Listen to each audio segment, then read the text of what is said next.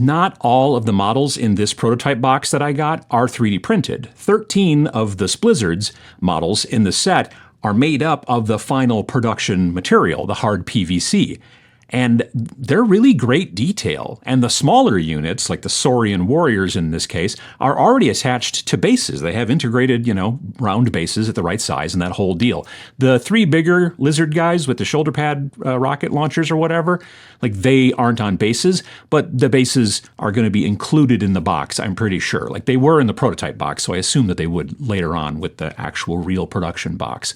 What this all means is that you can then just glue those big guys to bases or whatever, and the little guys are already on bases, and then prime them, and then start painting right away. For me, this was actually pretty big.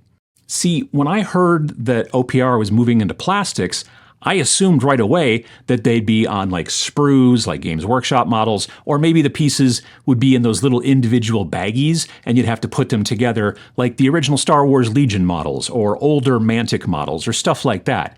But when I saw that they were already built and ready to prime, my interest level increased. Building and painting an army, even a smaller army of like 40-ish models, was daunting and I wasn't too enthused. But skipping most of the building and going right to painting? That sounded pretty great. I've never really self-identified as a builder or a painter, right? I usually enjoy both pretty equally. However, when I realized that I wasn't going to have to build these models, except for like a few of the kind of bigger creatures or whatever, but to make an army, I became much more interested in tackling the project.